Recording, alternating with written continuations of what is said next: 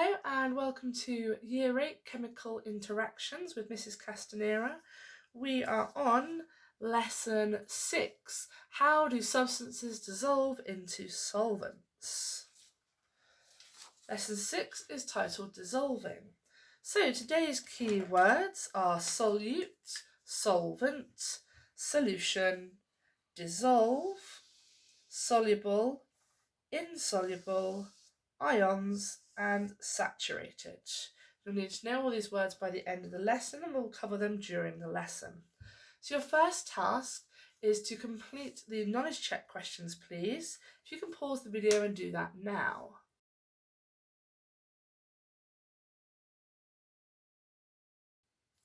Okay, so let's go through those questions. Question 1. State how similar charges interact. Similar charges repel. Name the type of bonding in a water molecule. Water molecules have covalent bonding inside them. Name the type of bonding found in copper sulfate. Copper sulfate has ionic bonding. Name the type of bonding in a water molecule. Not sure why that's repeated, but it is covalent bonding.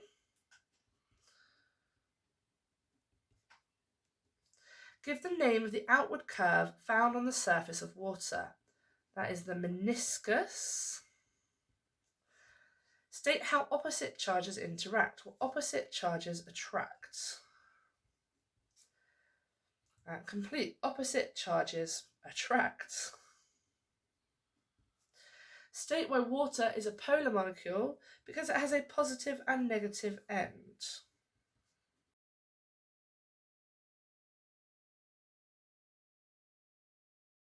Okay, so give yourself a mark out of 8 for that, please. So today we're going to be describing how some substances can dissolve into solvents. So, water as a solvent. Water is not only vital for life, but many other non-living chemical processes too. Water is useful because it can act as a solvent. Soluble substances will dissolve into it. That's what a solvent is. It's when soluble substances dissolve into it. Substances that cannot dissolve in a solvent are called insoluble. The polar property of a water molecule allows it to interact with substances that have positive or negative charges. This causes them to break apart in the water, which is called dissolving. There's a key equation here. So the solute, which is the substance you're dissolving, typically a solid, but something like salt or sugar, is dissolved in the water, typically water, although there are other things that can be solvents. Also, as that's the liquid, the solvent. And then the solution, something like salt water or sugar water if it's with sugar, is called aqueous. And we're going to add a note here to show that.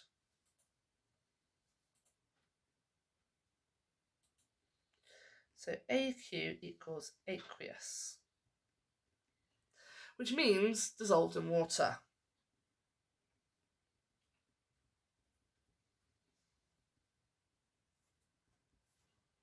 Many things are aqueous in our science labs, all of your acids, for instance.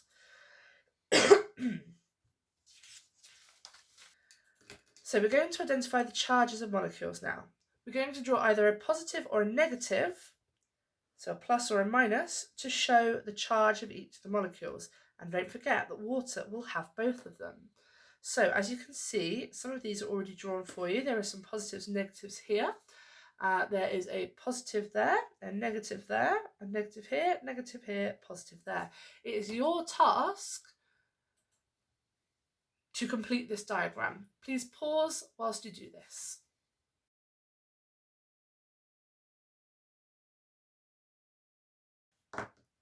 So you can see here that I've shown an exemplar answer.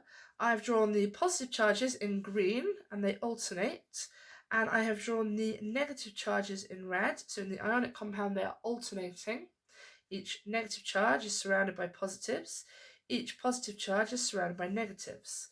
I've then completed the charges here on the water, And again here, this molecule is negatively charged.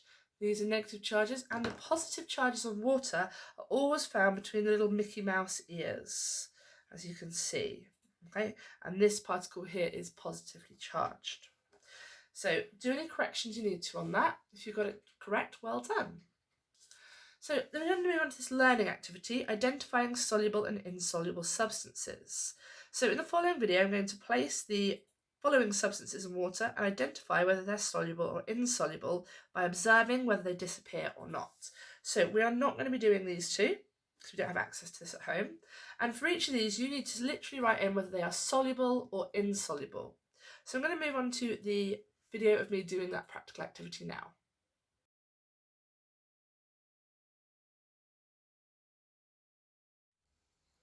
So for this experiment, we're going to be investigating 4 substances to see whether they are soluble or insoluble. So the first one is sugar, the second one will be sand, the third one will be sodium chloride or table salt. We don't have, well I don't have, copper oxide and copper sulfate. Those are lab chemicals, you can't really find them at home. And the last one will be calcium carbonate. You could also add in soil out of your garden. That would be another option for you. I've sort of used my sand, it sort of is soil, so don't worry too much about that. So the first experiment, I'm going to do all the experiments in these glasses I got out of the kitchen. They're the same size. I'm also using a small measuring cup to measure out the same amount of hot water, which is just water at my hot tap, into each of the cups. And I'm going to use the same size measuring spoon, which is half a teaspoon. I'm going to use that for each of the items that I put in the solvent, sorry, the solute, the thing that's getting dissolved. So let's start with sugar.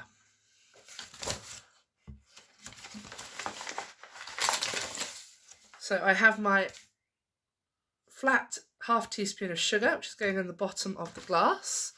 And then I'm going to use my hot water, which is hot tap water. You don't use boiling water in glass, it's not a good idea. And that's 100 mils. And then 200 mils of hot water. I'd say warm is probably more accurate. And I'm going to use the same device or same item to stir each one. So I have myself a little whisk. I'm just going to give it a quick stir. I'm going to try and stir each one for about the same amount of time. So that's about 10 seconds of stirring. And as you can see, the sugar has dissolved. There is no sugar at the bottom of that cup. We'll zoom in just to clarify that. There we go, no sugar at the bottom of that cup. That is pure sugar water. So we've now produced sugar water. So we're going to repeat this experiment now for sand. Now, I don't have sand as such, not the sand you might be expecting, like the beach sand. I have got this sand out of my garden. It's what they call sharp sand, builder's sand. So it's a bit of a mess, but we're going to use the same amount.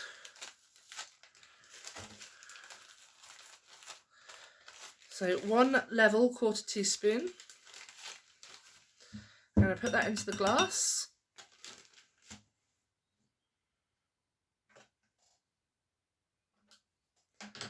And then I'm going to measure 200 mils of water.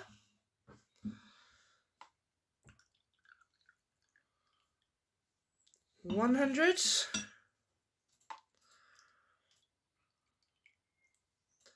200.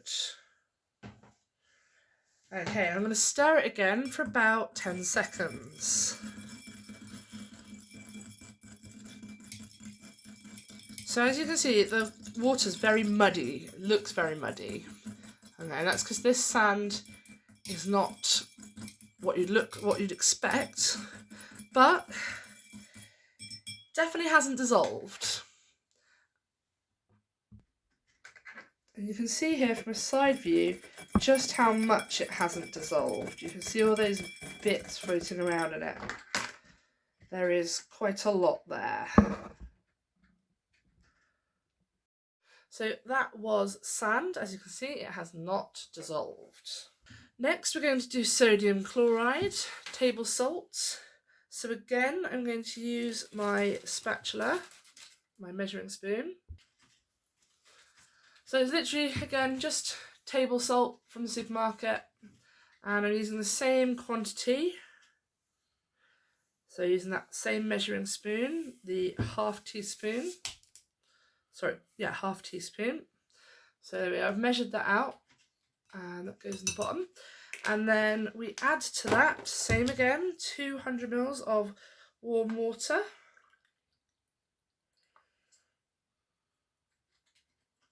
There we go, it's a measure.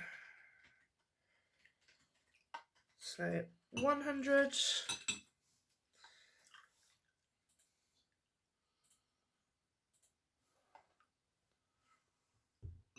200.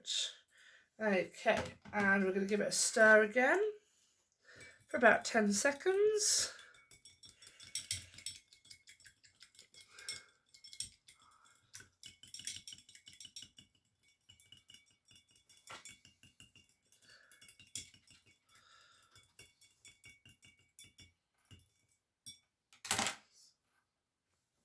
And as you can see, it has dissolved. I'm trying to decide whether that's suspension of particles in the water or if that's just bubbles I've managed to put in. Could be a bit of both. But as you can see, that is clear now. You cannot see any particles of salt on the bottom of that glass. So salt dissolves. And finally, this one's a little bit more complicated to do. We are going to do calcium carbonate. Now, calcium carbonate you can get from one or two places at home. So this is a pack of antacids, and as you can see on this pack of antacids, there is the phrase calcium carbonate. Okay, so what I'm going to do is I'm going to take some of these and crush them up. Alternately, you can get chalk, the kind of chalk you would use to do chalk drawings on the pavement, for instance, the same that you would use to draw on a blackboard. If you can crush some chalk up, that's another option.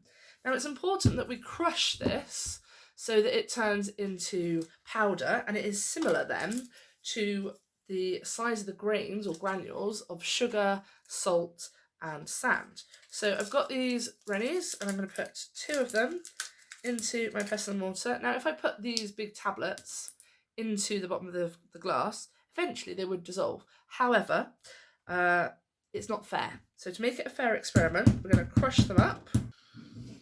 So as you see, I'm just crushed it up. So it's now lovely powder.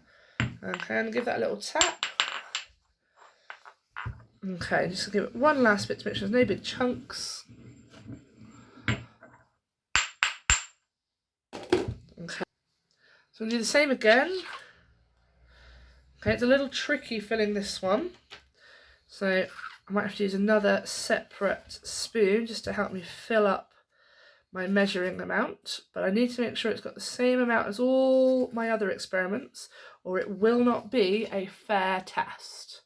And it's very important that we do fair testing in science, otherwise our results are not valid and they are not reliable. So we have our level half teaspoon of calcium carbonate, and it's in the glass. And so then we're going to add our 200 mils of hot water. Not that it's very hot anymore, but hopefully that won't make a difference. 100.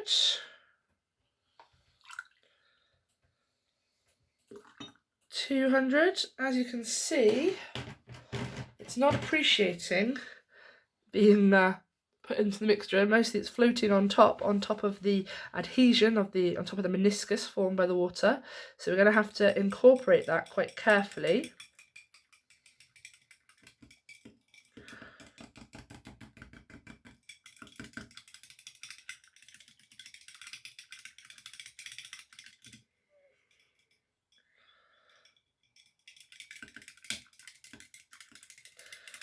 So despite all my attempts at mixing, this does not want to dissolve, and it's very, very much sitting on the top. In fact, it's barely wet. It's still almost dry on my fingers. It's very strange. It's rather similar to that kinetic sand you can buy that doesn't really get wet. So this general repelling of water has a name in science, okay, and we call this hydrophobic, and that means that it repels water. Okay, and I'm not going to go into the why about that, but as you can see, this calcium carbonate is not soluble in water, not even a little bit.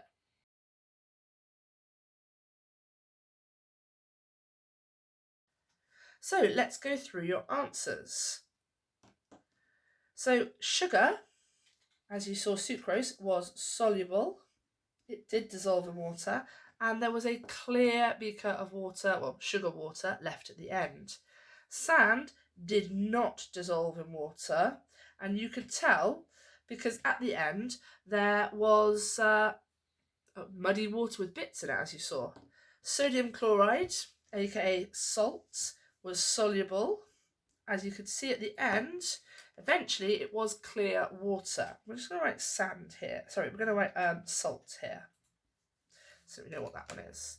And calcium carbonate was insoluble, okay, and calcium carbonate is chalk. We use Rennie tablets, but you could also use drawing chalk, and chalk is very much insoluble. Okay, so I'm going to show you the link which is outlined here and how to get to this simulation. So this simulation shows how soluble molecules behave in a solution. So I've discovered that this simulation is no longer available to use online, certainly not easily, so I'm going to demonstrate it to you. So here we have our water and our table salt, sodium chloride, and we shake this little canister of salt, and you can see what comes out are these particles which, which have the sodium ions in red and the chloride ions in green. And sodium ions are missing their outer valence electron, so they've lost negative charge, which means the sodium ions are positively charged, and the green chloride ions are negatively charged because they've gained an electron to fill their outer shell. And so these are ionic compounds in giant ionic lattices, and you can see that as they fall to the water, they're big structures. Now when we get into the water molecules tear them apart because their water molecule has polar ends and it is attracted to the positive and negative sodium and chloride ions, separating them by surrounding them with water molecules. So now we'll do a slightly soluble salt. We will use silver bromide. So silver bromide is made from silver and bromine, and they are ionically bonded together in a giant ionic lattice. And again, if I shake this shaker, you'll see the white or silver, the white coloured bromide ions and the dark grey coloured silver ions, and they're in their giant ionic lattices. And what's happening is the water molecules are again breaking it apart and tearing them apart. Now this doesn't happen as quickly as before with the sodium chloride, and as you can see there's a large lump that still stays together at the bottom, so it's much less soluble. You can also design a salt. Okay, so you can have your charges of your cation and anion, which means your positive and negative charge, so like sodium chloride, +1 and -1. So we can shake it and we can see how soluble this is. So the cation, which is positively charged, rather like the sodium in salt, is grey, and the anion, which is negatively charged, like the chloride in salt, is white. And you can see the water is separating them and tearing them apart. So that is a very soluble salt. Now, if we reset this one, and this time we have a charge of 2 to 1, so the cation is positively charged to 2 and the anion is negatively charged to 1. So there will be twice as many of the white anions as there are grey cations, so there are more negative charges than positive to balance it out, so it's a neutral molecule overall. And again, it's broken apart by the water with very little problem. Now if we reset that again, this time they both have a charge of 2, if you going to let me? There we go. And we'll try that again.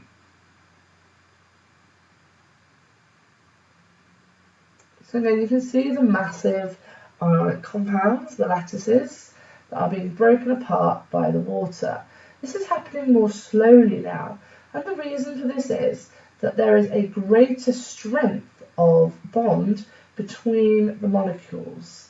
So because they both have a positive and negative charge of 2, there is a stronger bond between them. So that means that many of these particles, the charged particles, the ions, stay together because the water has not been able to overcome them.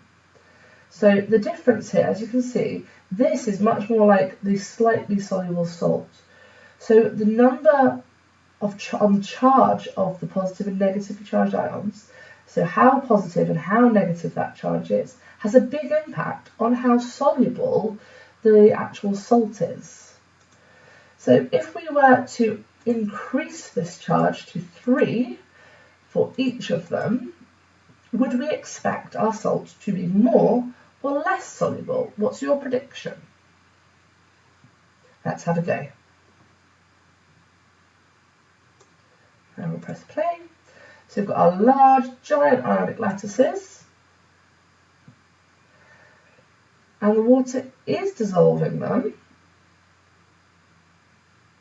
However, once again, as you can see, just like last time, there is a significant number that have not dissolved in the water, that have just stayed at the bottom of the beaker as the ionic compound, because the strong charge of 3, positive 3 and negative 3 on these ions, keeps them strongly bonded to each other, preventing the water overcoming the strength of that attraction and breaking it up.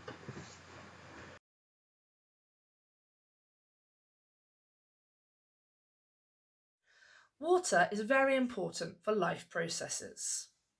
This is really important that you know this. We use it for so many things. Animals and plants rely on water for things such as transport, food, digestion, and movement.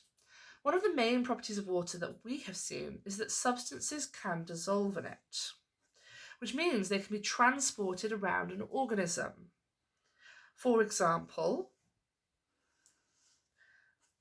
sugar is transported around plants, as well as the ions that they need, the essential ions from the soil, are transported around plants using water as the solvent to move it.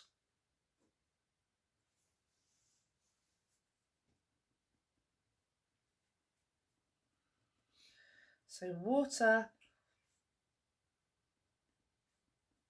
acts as the solvent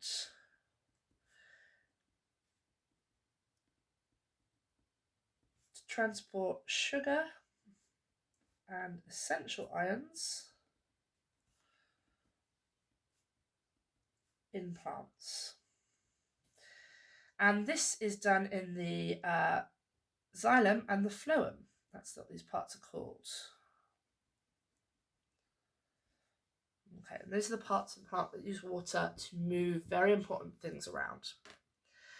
Okay, so without water, living things would not be able to function and would die. It's essential that humans drink water-based beverages every day. You need an appropriate volume of water every day to remain hydrated. Certain factors can affect how much we need to drink: your age, your size, your exercise, and your environmental temperature. So for whatever reason, we should drink little and often. There's a little spelling error there. So we'll drink little and often to maintain good levels of hydration. So for example, someone who has a larger body mass and is doing lots of exercise or has a very manual job in a hot climate is going to need to drink a lot more water than someone who stays indoors, does very little, is a small child, and is indoors in cold environment or cool environment. So there's a big difference there as to how much water you need. And that's largely due to how much you sweat and how much you use the things that are dissolved in the water.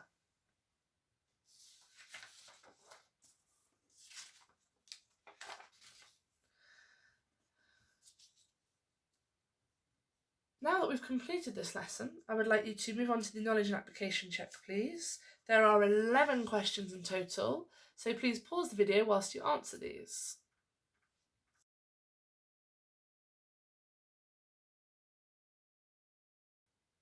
So, question 1, name the force between water molecules. That is cohesion. Name the bond between hydrogen and oxygen atoms. That's a covalent bond. Give the name for the electrons in the outer shell. They are the valence electrons. Give the name for the dome shape caused by the surface tension in water. That is the meniscus. Name the type of bonding found in salts. That is ionic bonding, because salts are made of positive and negatively charged ions bonded together by their attraction to each other. Explain why water is polar. Water is a polar molecule because it has positive and negative ends.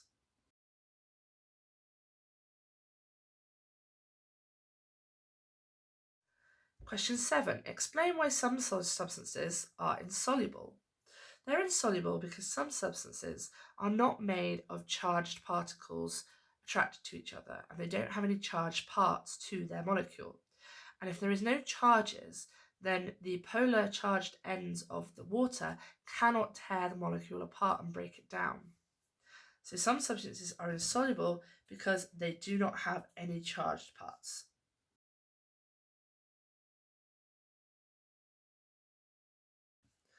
Give the name of the solid that dissolves into a liquid.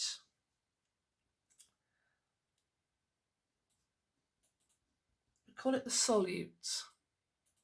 Okay, so the solute is mixed with the solvent, such as water, and becomes a solution. Some plants use tiny tubes in their stems called xylem, like microscopic straws, to move sugars from where they are made in the leaves to the roots where they can be stored. Explain how the sugar molecules made in photosynthesis in the leaves can travel through the xylem. So there's a couple of parts to this. First of all, you need to point out that sugar can be dissolved. It is a soluble molecule. Okay, so first point, sugar is soluble in water. Okay, so that will get you your first mark. The second mark is saying that the water is then moved to the roots in the xylem.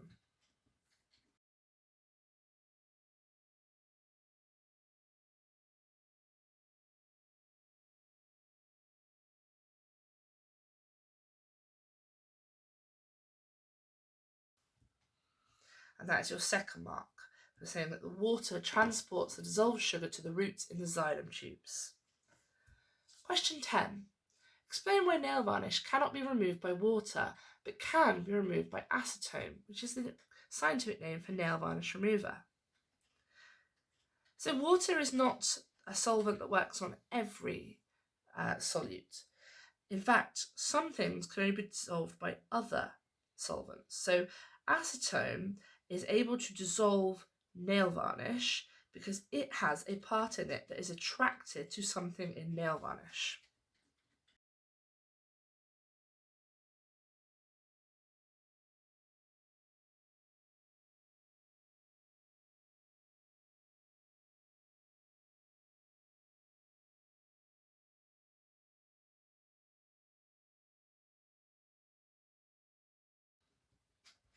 So the acetone molecule contains something in it that is attracted to the molecules in nail varnish, dissolving it.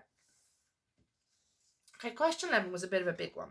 Research into the ways that water is used as a solvent in the food industry. Find 3 examples that rely on adding water first before the product can be consumed. Okay, so you could have come up with a variety of examples. Gravy, so gravy granules or gravy powder. You would not want to eat gravy granules or powder without first adding water and heating it up. Other examples include icing sugar. So for icing sugar, it might be nice and sweet, but it's not going to do you much good on that cake unless you mix it with water first or with another products such as butter to make icing, butter icing. There are lots of options like this. There are things that aren't in the food industry as well. So you can make paints using powder, and that powder is added to the solvent, and the solvent can be water or it could be something else, an oil-based solvent. And that would be a non-food industry example. Other food industry examples along those lines include powdered eggs, powdered egg whites, in fact. They're not much use unless added to water. Also, you could use any kind of sauce. So if you've got a cup of soup, a mug soup, and other similar sauces. Lots of sauces require you to add milk to them, such as a cheese sauce or a white sauce. So you would need to use that and then heat. Also, you may have hot chocolate powder or coffee that you'll want to add hot water or hot milk to.